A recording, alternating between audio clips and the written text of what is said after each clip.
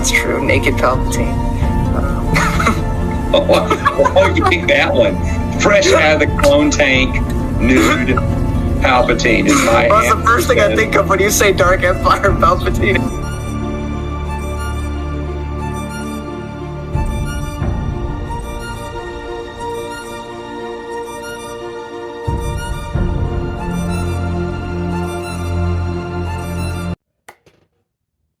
Hello everybody.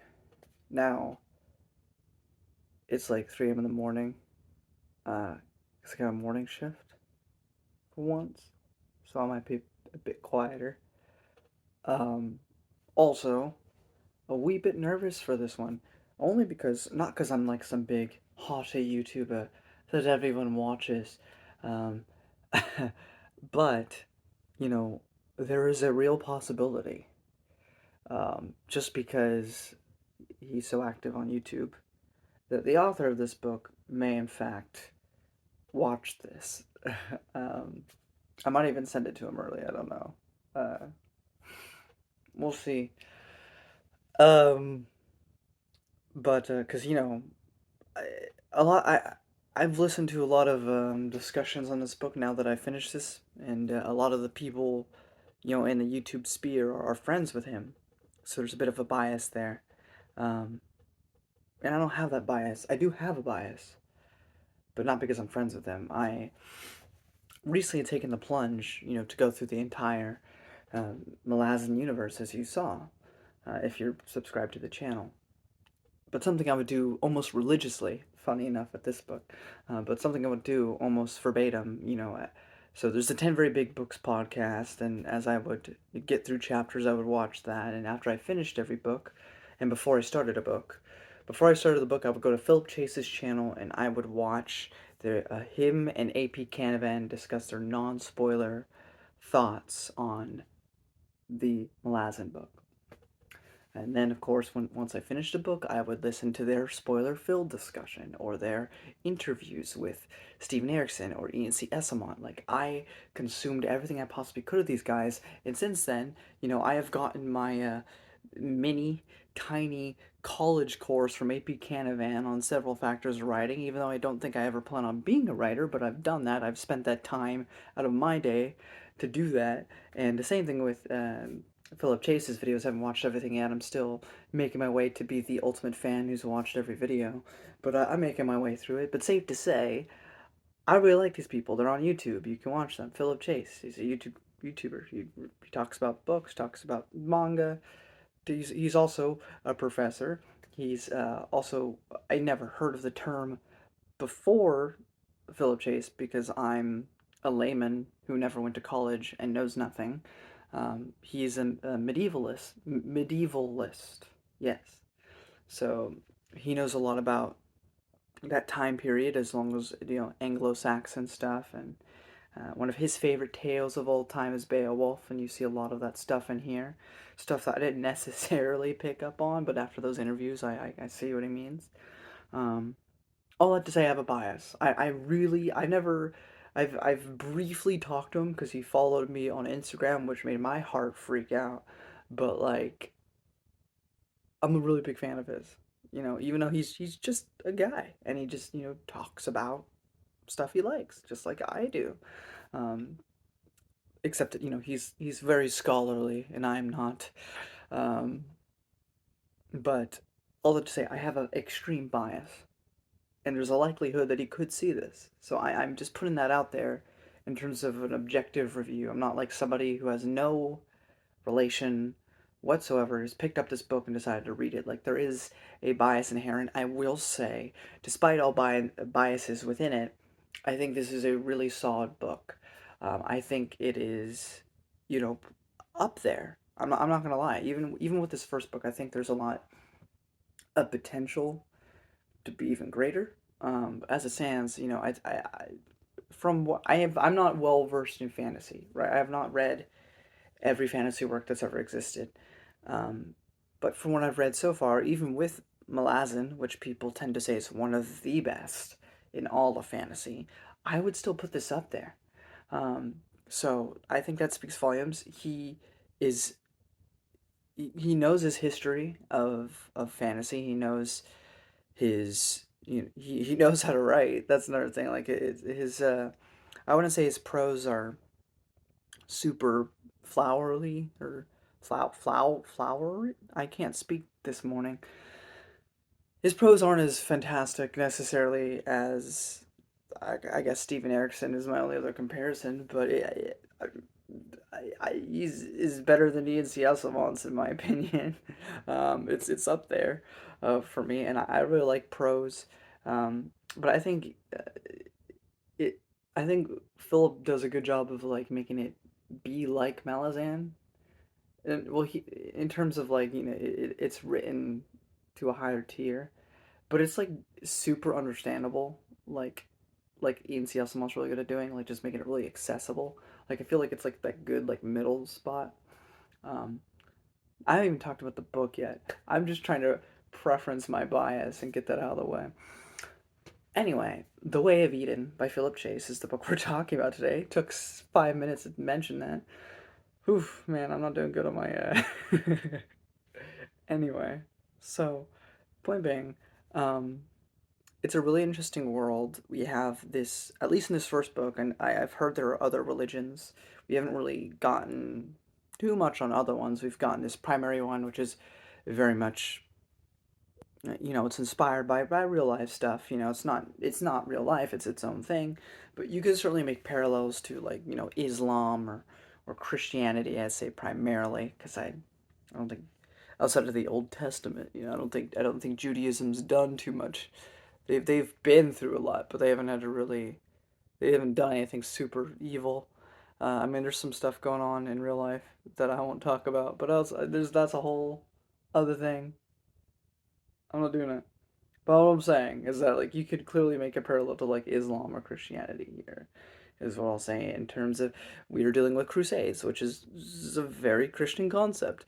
Um, or Roman Catholic or whatever. It's very much that. It's that sort of vibe. Um, and our kingdom, Torland, is trying to take over everything else.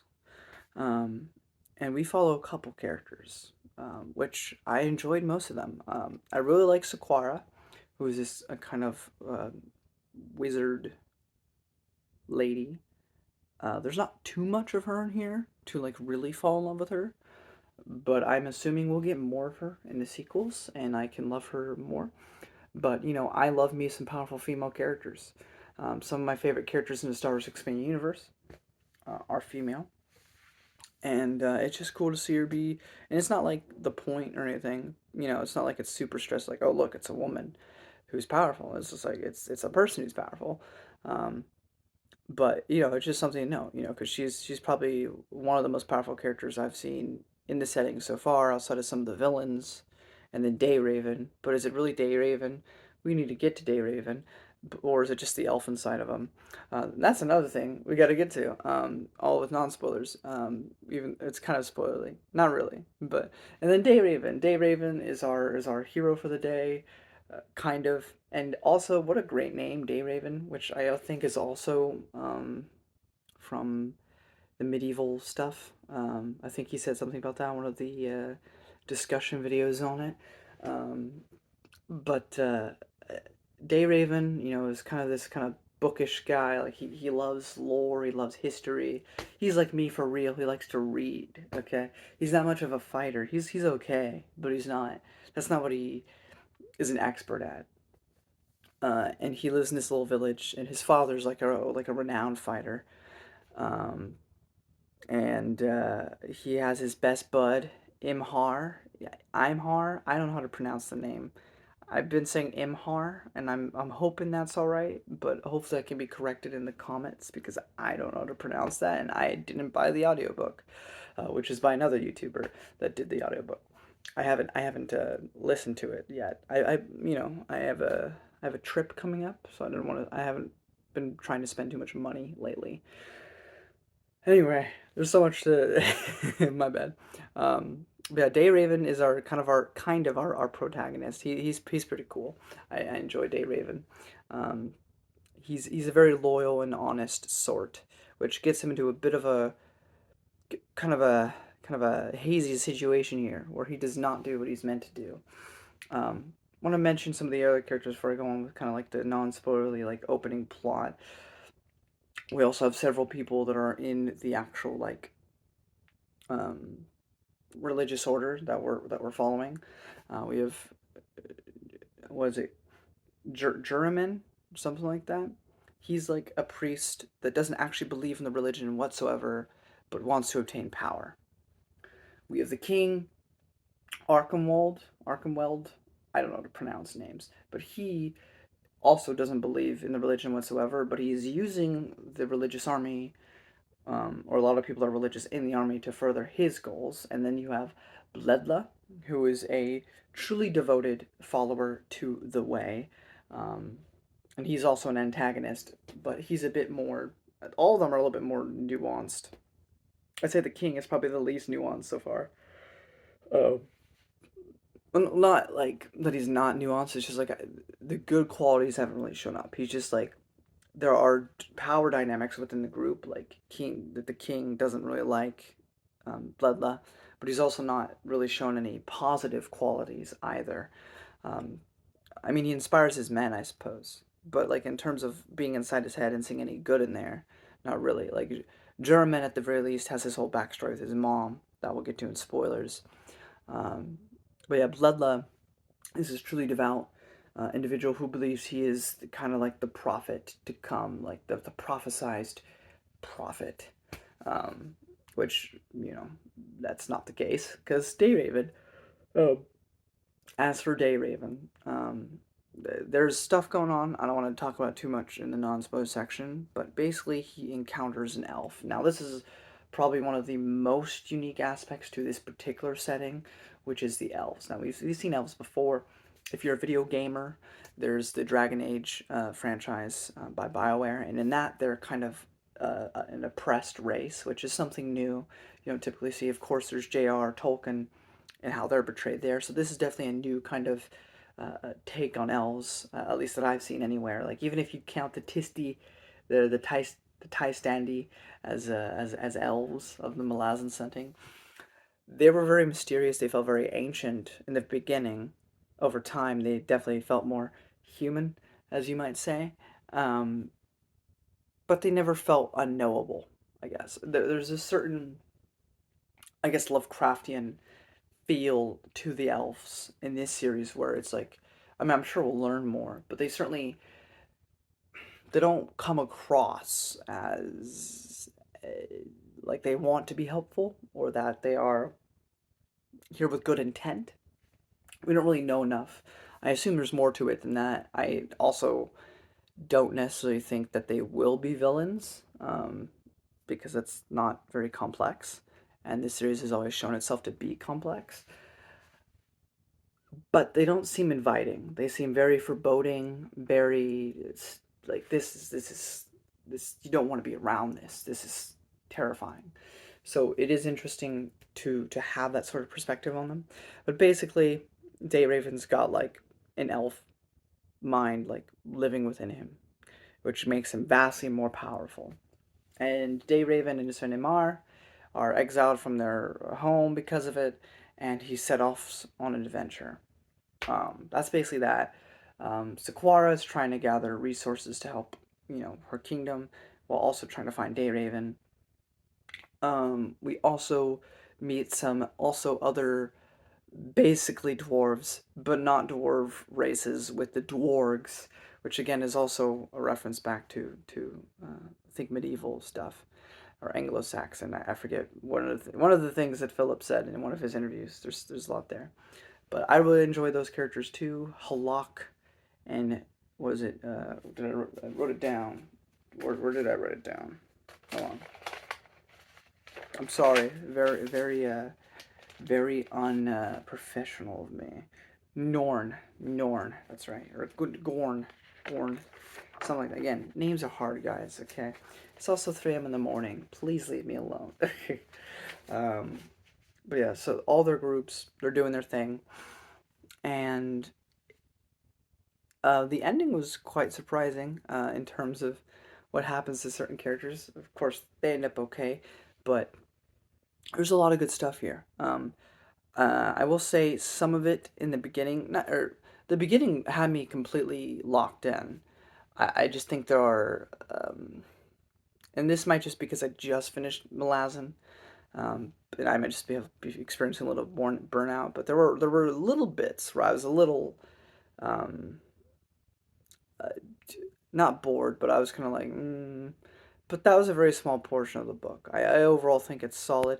I will say, and again, look, I'm just trying to like try to be fair and not just be like praise Philip to death because I love him, and I do think this book is really solid.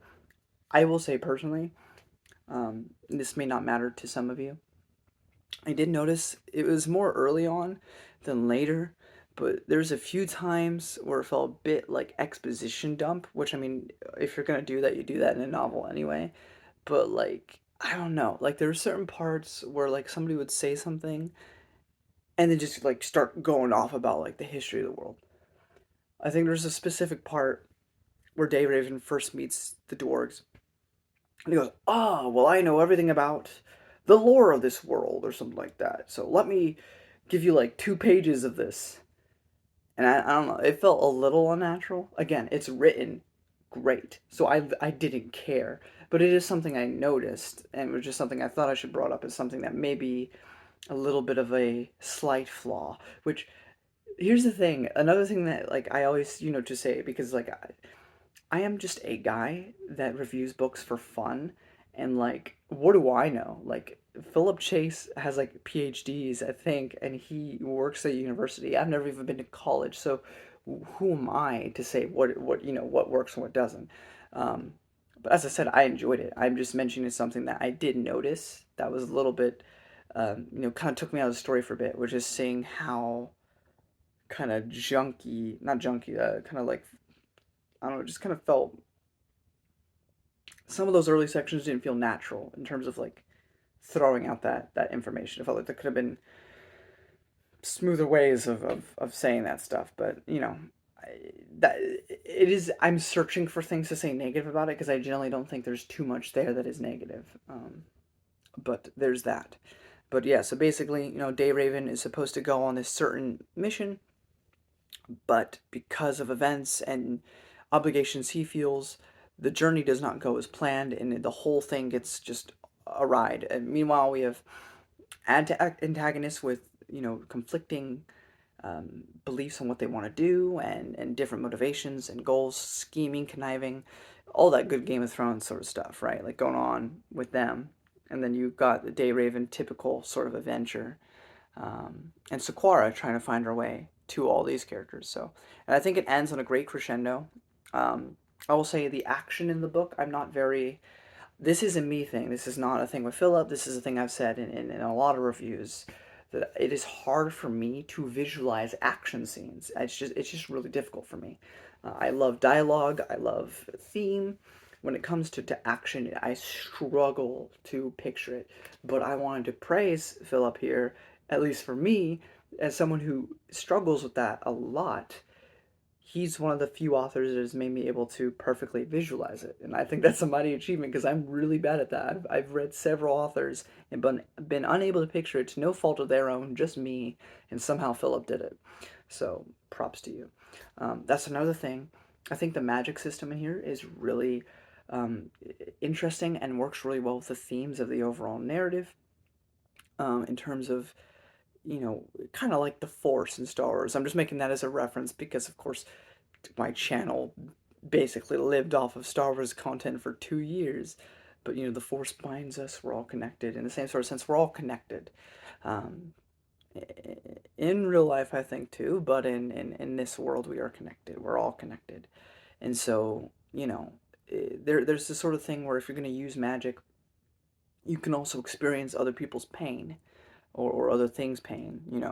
Um, and so there's this sort of checks and balance in terms of how much damage are you willing to cause because you'll feel every bit of it yourself, kind of, which is kind of a cool idea um, in terms with the magic, and I really enjoyed certain sections where that was utilized. Um, but yeah, I I'm excited to see more of it in the following books, in terms of what potentially you could do with that. But that was another unique aspect to this series as a whole, I think, was that particular thing. And I don't know if I've done a good job of describing this book to you.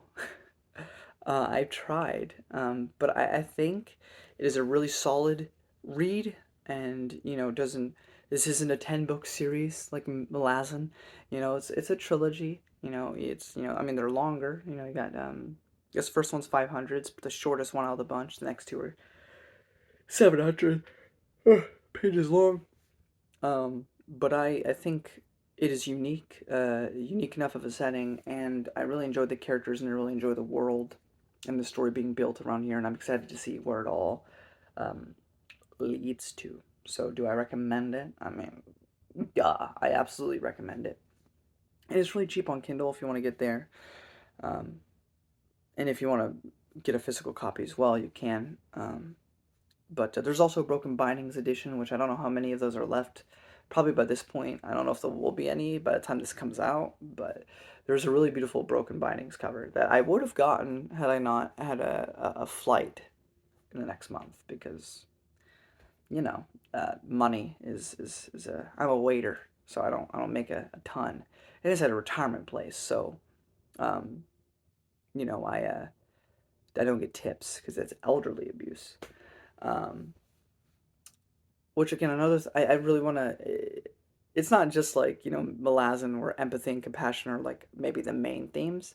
Philip Stevens said like one of the main ones is identity, but I do think compassion does come in here. Empathy is definitely a theme in there, and honestly, I think Philip Chase in one book has done an amazing job of showing the overall theme of that, better than I think, uh, at least immediately, than like even Steven Erikson in terms of like the first book.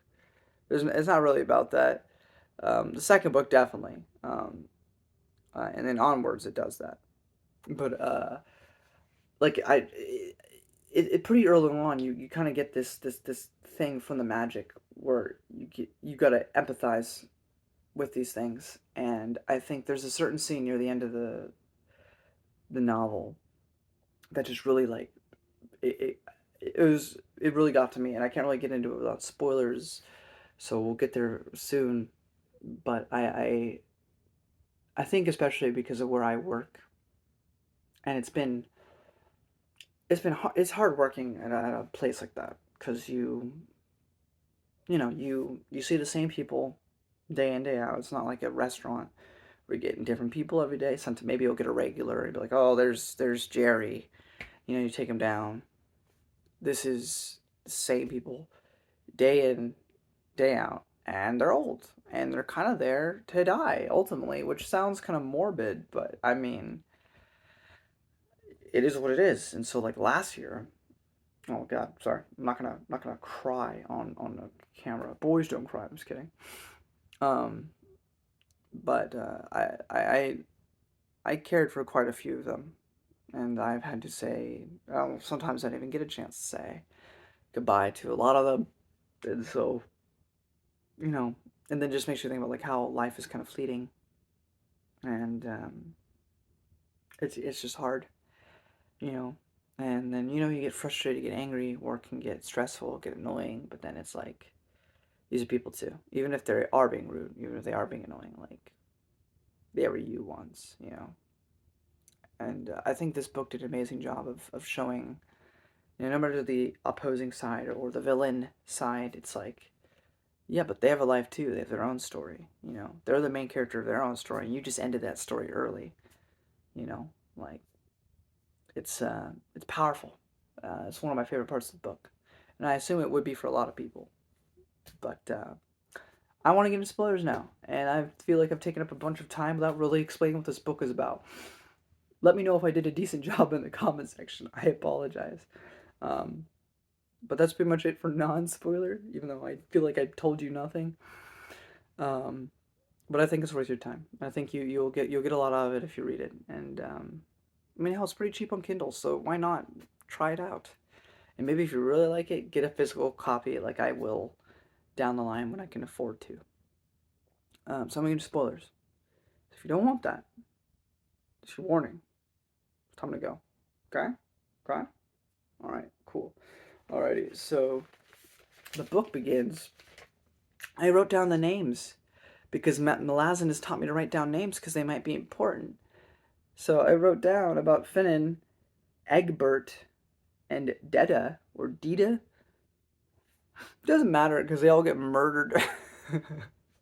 It is such a powerful intro. We had these three priests go to this part of the world. There's slavery, which kind of is dropped for the rest of the book. So I imagine we'll go back to that certain area where there's slavery again, and then talk about slavery, um, at least a little bit.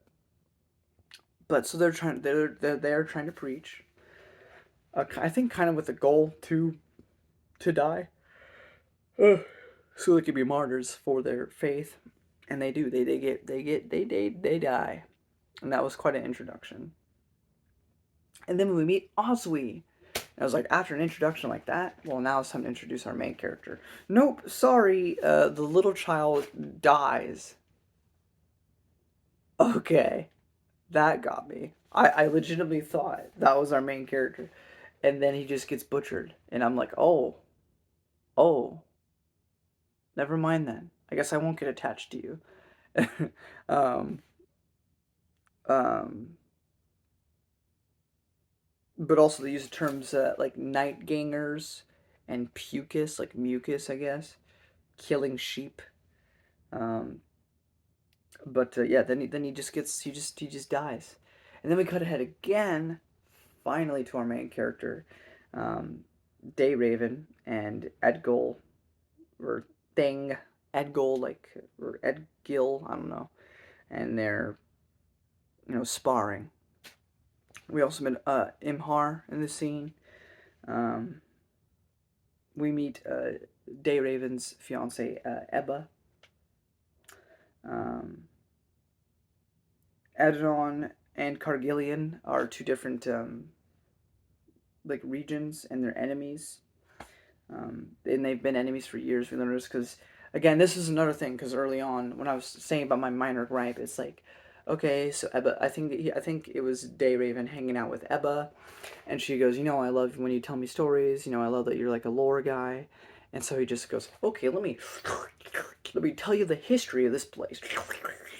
It works because she's like, it's established that you like to do this, and then she literally asked him to, but it definitely, I mean, because just because like the thing with like writing things, you want to try to like naturally like trick the reader into that, but it just kind of like it didn't that early on. I didn't feel transported into the world yet, and it very much felt like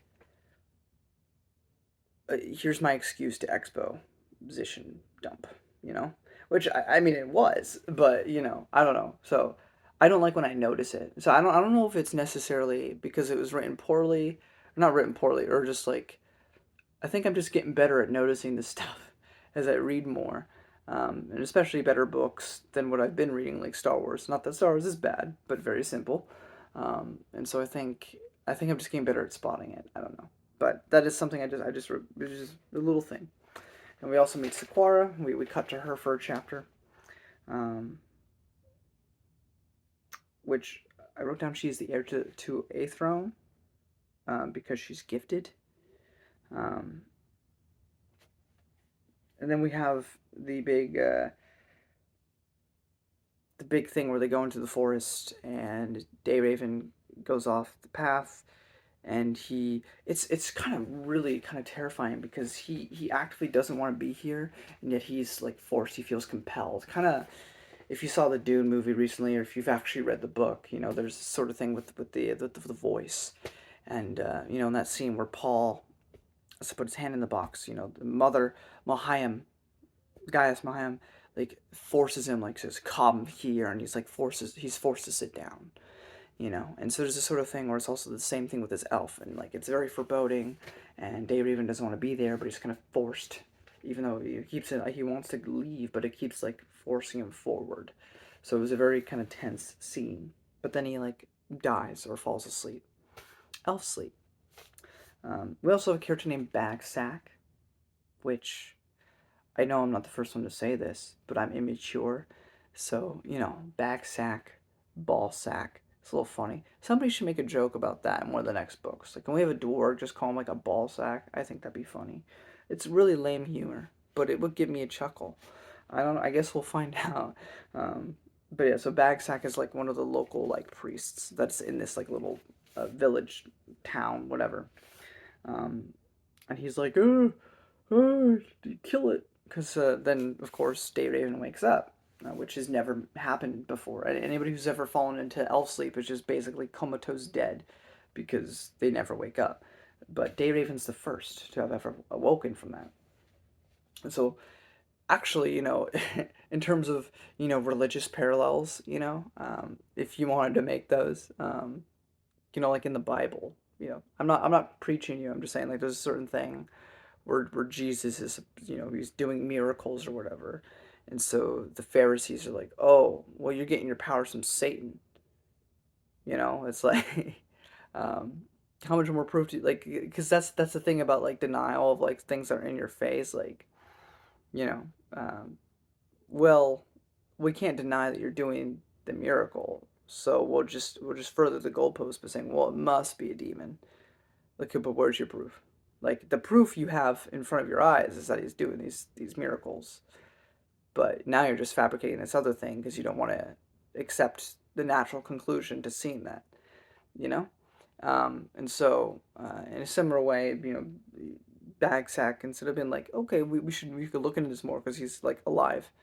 It's just like, well, no, it must be evil. It must be evil intent because no one ever. And it makes sense, especially with this. Like, the elves are clearly not a friendly thing in this world, or at least to people that may misunderstand them. I don't know. We don't really know that much yet, but it doesn't seem like they get along very well, and people seem to have a fear of them. So I get the inclination to go like, oh, this must be bad, but like, you just don't know, and you're just saying things like because you're scared. Um, but also try to imagine this. Okay, imagine waking up like you fell into a coma, and you wake up just to have everyone you've ever known, loved, or cared about terrified of you, just like absolutely fearful of you and hating you. Like wouldn't that just suck? Because that's what Dave Raven's going through. Like, he doesn't know, he doesn't understand, and everyone's just kind of giving him a hard time, and he's just trying to like get himself together. But talks of execution do come in place, but they eventually come to a decision to just exile Raven. So he leaves, but of course his good bud Imhar comes with him.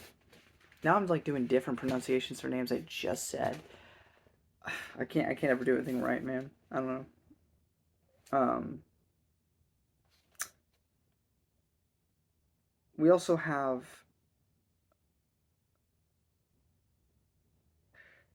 what did I mean by this? Hold on. So we have mentions of the prophet Almond or Olmund, who is the second prophet. This is like a prophesized prophet. Oh, I said the scientific method isn't helping Day. Right. So, because the whole thing, I don't remember where my train of thought was. So, the scientific method is like things are true if they're repeatable, right? Like, that's the whole thing. I just, YouTube is about broadcasting yourself, right? So, I'm trying to give my unique perspective from where I'm at. Because I know most of BookTube is not religious. Most of them aren't, and that's okay. Everybody's, free to their belief, I have no problem with anybody. But, especially with this book that so heavily deals with that topic, I figured, I have a kind of a unique perspective in terms of on that front. Because, I don't talk about it very much on YouTube because I don't feel it's relevant unless it's something like this where I can mention it. But yeah, I'm religious. But again, it's not like a focal point of my channel because it's not really necessary unless, like I think when we talked about Toll the Hounds and we had stuff with the Redeemer, I brought it up because I thought it was relevant, but usually I don't. Anyway, point being, the scientific method is that you have to have something repeatable. in order to determine that it's, sort of true. That's one of the things about it, like we know how gravity works because it's been tested. Um, but like with the Big Bang, the creation of the universe, we can't really test that. Like we just hypothesize based off of knowledge we currently have, but there's no way to replicate, at least not at this moment. I don't know if there ever will be. Um, so in the same way, like a lot of the things that are said about, you know, the Jesus story being fictional, which is fine if you believe that, is that, well, why isn't anybody else coming back from the dead? This should be happening all the time. Well, except within the story, it's meant to be a unique one and only occurrence. But also, like, yeah, that would be a way to test it. But that's what I'm saying. Like, here, no one else has ever done this. Therefore, it must be bad. Right? Like, but what if it's good? You don't know. But because it's never been repeated, the worst is assumed. So I thought it was an interesting parallel to make, was all. I wasn't trying to be preachy or convert or anything. That's all. I just thought it was an interesting thing to mention. Um, People want to use Day because he's extremely powerful now that he has the elf within him. And so somebody I've also forgotten to mention, his like aunt, kind of grandma, whatever. Her name is Erd, and she sends him off with Imhar, whatever, to go find this wizard guy named Galdor. Um, Also, Bledla, who's like kind of the main priest guy, believes that he is the second prophet that is prophesied. I also think it's really cool just having within the antagonistic group, there's factions within it. And we have the agnostic atheist king who doesn't really believe in the faith or anything, and, Bledla, who are two of the like highest like powers within this like whole structure, and they're fighting against each other, behind the scenes, while on top of the fact that they're also fighting this war. I just think it's really interesting how that works out. And how a lot of people use religion for their means, even if they don't care about it whatsoever. Um,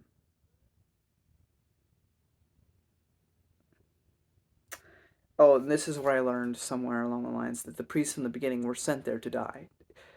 Because this is the whole thing. Like, they sent them there so that they would die. They were martyrs to their cause so that they could use this as an excuse for war, right? Like, well, they'll never be tolerant. They'll never be civilized if we just let them be.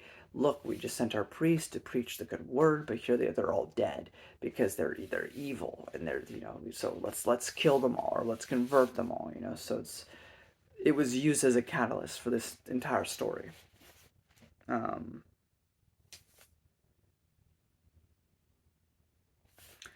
um, Also, I think there's this part where Bagsack ends up running into Erd, and Erd, is trying to trick them because Day Raven's off to go on his adventure. And so there's this really cool kind of nature uh, magic battle of Bagsack versus Erd. And Erd kind of gets away by like controlling the birds to kind of like start, like pecking at them, I guess. And it was a really good scene because, like I said, I usually can't imagine action scenes, but Philip managed it. Where am I at? And this is where we come into Juraman, who also seems to be agnostic, if not outright atheist, in terms of the way faith, but it is a way of power for him. Um, I thought already from his very first introduction, there was a little bit of nuance in there when they first started, because he's sleeping with this girl, whatever, and he has guilt for her when she leaves, in case anybody finds out about them doing their little fun times, because she's probably gonna get more trouble than he would. And so he immediately, and that was just something, because if you're just pure evil, then just like whatever, why even care? But I just thought it was a nice little thing for him. Um, we also learn about his backstory with his mother, and kind of his whole motivation, which is he became a priest, magic user in order to try to find a way to bring his mother back to him, with no avail so far. But I just thought that was really, really great backstory for the character, which I imagine we'll get more of in the sequels. Oh,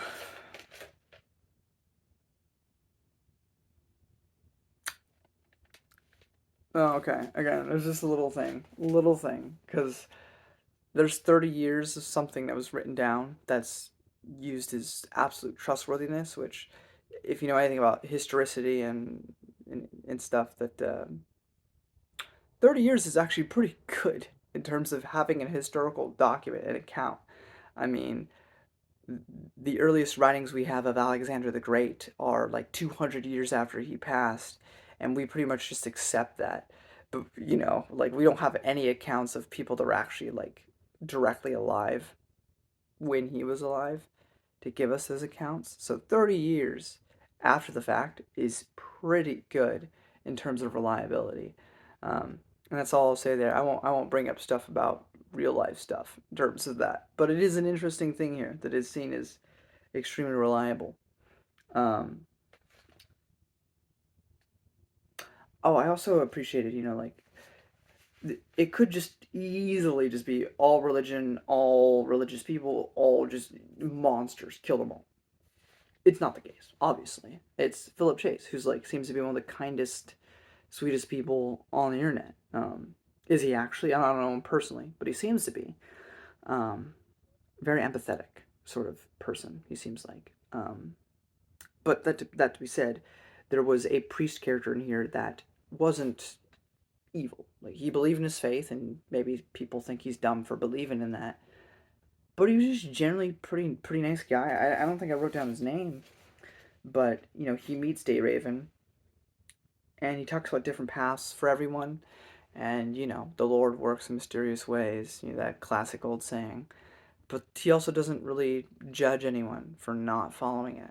You know, and he's like, I everybody has their own path, and I thought that was just like, wow. It's just, like, he's just like an everyday, like, follower of the faith, but still it's nuanced to the whole thing, because it's like not everybody who believes in this is like an absolute monster who should be annihilated.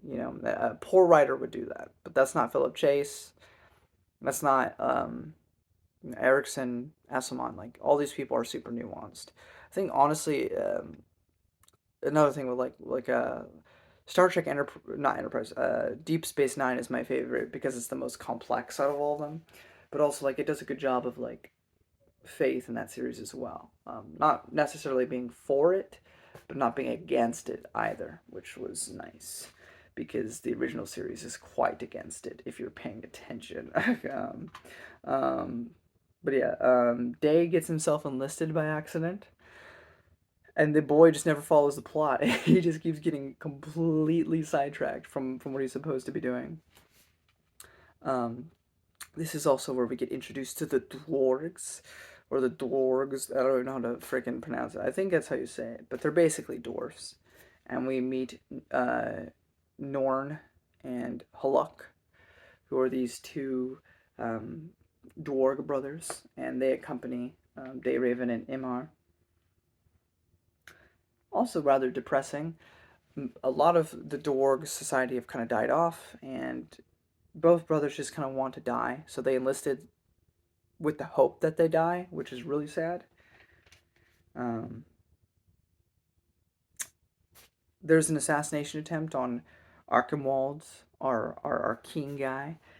Unsuccessful, but it does happen. We also get another kind of lore dump on the War of the Four Kingdoms, which I don't have too much to say about, but it's some nice world building. Also, another interesting note is that the king is sterile, so cannot produce offspring.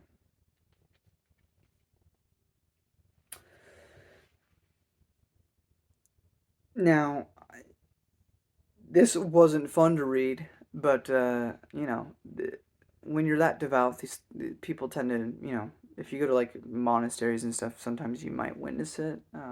I've never witnessed it personally, but it is definitely a practice, less so in the United States.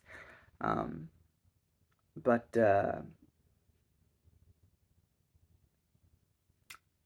Blevla, wherever, he started whipping his back for his sins, and that was rough.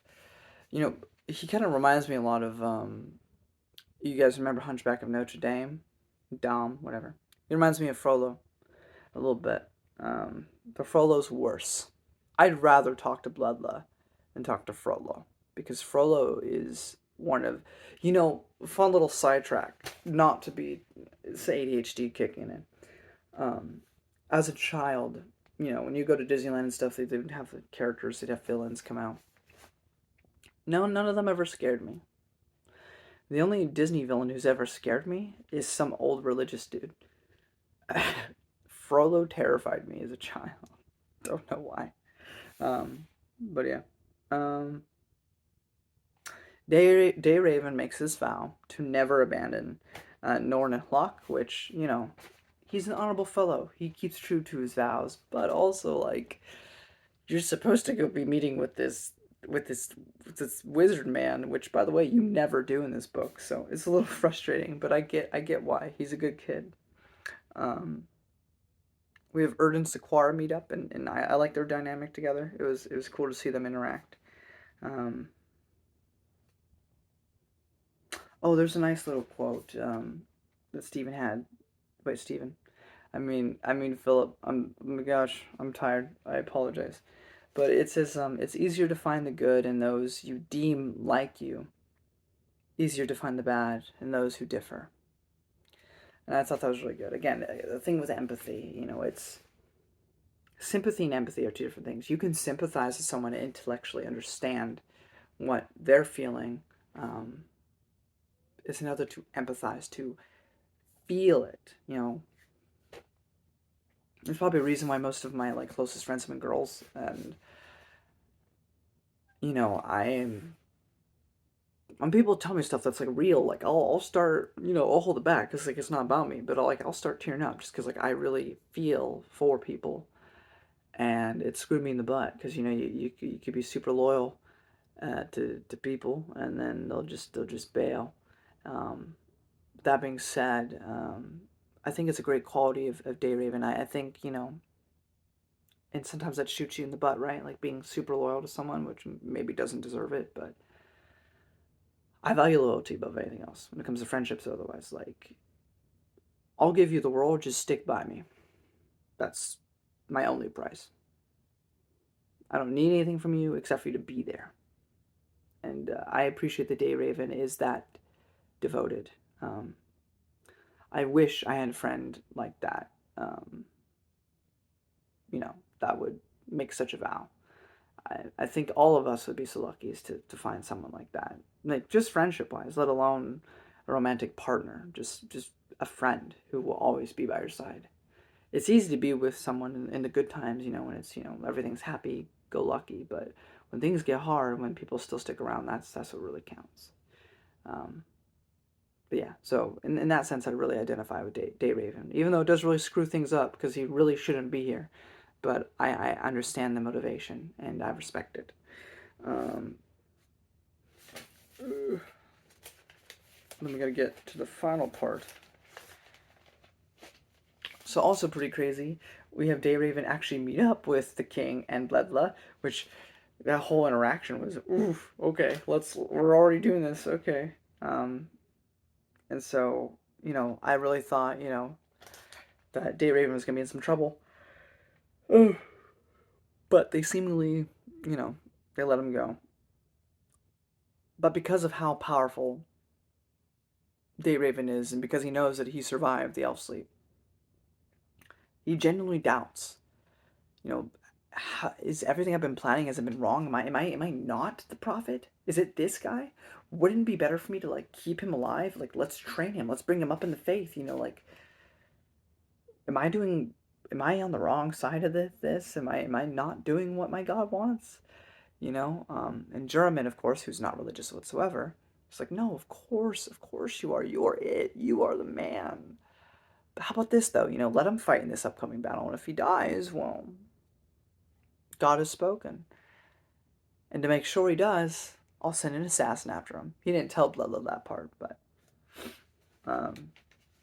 Also, I like mentioning people's ages when I find them out, just, cuz. So Quara, it says, is 27, which makes her 3 years older than me. Which means if I read this book in 3 years, I'll be the same exact age as Sequara, which means I'm getting older. But I'm not too old yet. I'm still 24. Once I hit 26, I'm an adult, and no one will care anymore. I'm no longer a kid. I'm not a kid now, but at least people still are like, "Oh, you got time." I'm 26 and I've done nothing. Then people are like, "Well, we don't care about you anymore," So, anyway, sorry. It's like I said, it is early in the morning, but I appreciate you still being here if you are. Um, Sequara seems to be successful with getting the. She was sent to go kind of make an alliance between people, and the one party is willing to join up, but the other party does not care. Um, but it's too late anyway. The battle's erupted because when she makes it, the war's already, or the battle at least, has already started. And while the battle's going on, Halak, he dies in battle. That sucks. And again, right here was my favorite. The where the book peaked was right here in this moment, seemingly for the first time. I don't think Dave Raven has done this before. He takes a life, but because of his power that he had naturally, plus the elf power, when he stabs a guy, he basically experiences this guy's entire life, his last moments, his last thoughts, everything before life leaves him. And it's such a powerful moment. Like, yeah, this guy's on the opposing side. He's the villain or the antagonist. This is the person we don't want Day Raven to die. Of course, he's got to fight this fight. So, but knowing that this guy had a wife that he loved, that he genuinely cared about, that he's got a wife, and that he's got a wife, he's got kids, and all he wanted to do after this was go see them, and now he never will. That potential, that life is just gone, and the weight of that is fully felt with Day Raven, and it was just such a amazing scene with life, because you know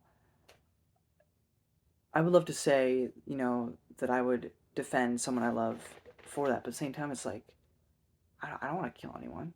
I understand that life is like super precious, and you know I do think there's a thing that if you threaten someone else, then you kind of forfeit your right to life the moment you threaten someone else with their life. But at the same time, I also believe in redemption, which is another thing that Malazan deals with. And redemption means different things to different people. Like maybe you can never actually redeem the act that you've done, but you can be better for the rest of your life. But you have no chance to be better if you have that taken from you. So it's an interesting conundrum, but it was such a powerful moment in the whole book for me, and just in just a few pages, just did what Erickson does in several books in the span of a few pages. And I just thought it was done beautifully. And I know this was before he had even read Steven Erickson or anything, but it was such a powerful scene, and I would bet it's a lot of people's favorites too. And then Day Raven gets stabbed in the neck. Oh no. I mean, I figured he wouldn't die. This book one. This isn't Game of Thrones, okay? But Sequara comes in. She does save the day. She does save him, which was nice. We also learn that Duke Anerold, or whatever, he is the uncle to Imhar, or Imhar, whatever you pronounce it. And also near the end of this book, he chooses to stay with his uncle. And Grom, or whatever, he goes on with Day Raven and Sequara. And that's kind of where the book ends. And of course, more stuff will be happening with the priests and everything in The Prophet of Edan as we get to that, which I believe is just the war. And then the third book will be the aftermath of that. But yeah, I don't know if I've done a good job of really explaining these things to you, but I hope it was coherent. I hope you enjoyed my thoughts. And yeah, I enjoyed it a lot, and I'm really excited to read book 2. And Philip, if you watch this, I'm sorry if I was incoherent, or if I was dumb in any section. I really enjoyed your book, and I appreciate you watching if you did indeed. And even if you didn't, I still really appreciate this man's work, from everything. I'm not going to college right now, but I admire the fact that he's teaching people to be the next him, or be the next Steve Erickson, or whatever they want to do with their lives. But you know, I think teaching is such an admirable thing to do, especially when it's like at college, because you're gonna get like definitely students that don't care as much as others. Um, not everyone appreciates you, but I appreciate you, even though I don't take your class. You chose this profession, and I think teachers, professors, don't often get the love that they deserve, unless they're super conceited and arrogant, in which case they don't deserve any. But that's not Philip Chase, so we're not talking. So he doesn't fall into that category. Um, and then also from everything he does on YouTube, um, to the authors he's talked to the other YouTubers he's talked to, it's just he's I've spent the last like 6 months consuming this man's content, AP's content, and it's just been a blast, because it's helped me learn so much, even though I'm not going to college, and trying to act, which is probably not going to happen because it's really difficult to do that. But that is, I'm not very good at much. I can't even say I'm a jack of all trades. I'm pretty at everything. But the one thing that I felt I had potential in was that. So that's what I'm trying to pursue, just to be open and honest with everyone. But for some reason, I'm also like really compelled by writing, and I think it's just a thing of, well, I can't write for the life of me. I'm not one that can. I'm not a writer. I love reading other people's writing because I hope to say brilliant writing someday out loud. I just want to be a tool. I want to be able to, see somebody else's hard work and be a tool they use to make that work um, come to reality. And so that's why I often read the dialogue sections out loud, because it's good practice. But all that to say, it was a lot of fun. I'm so excited to read Prophet of Edan, and I hope you will all join me in that journey, to read the second book and discuss that one. Um, of course, I also have other things going on. I'll be reviewing Wheel of Time probably after I finish this trilogy. I will also be eventually reading the Prince of Nothing series, or um, by the backer. So a lot of things to look forward to moving forward, but also I gotta get ready for work. So I will see you all next time. And again, Philip, if you watched it, thank you so much. And hope you all have a wonderful morning, afternoon, evening, whenever you're watching this. Stay safe, and keep being amazing. Keep reading. Till next time.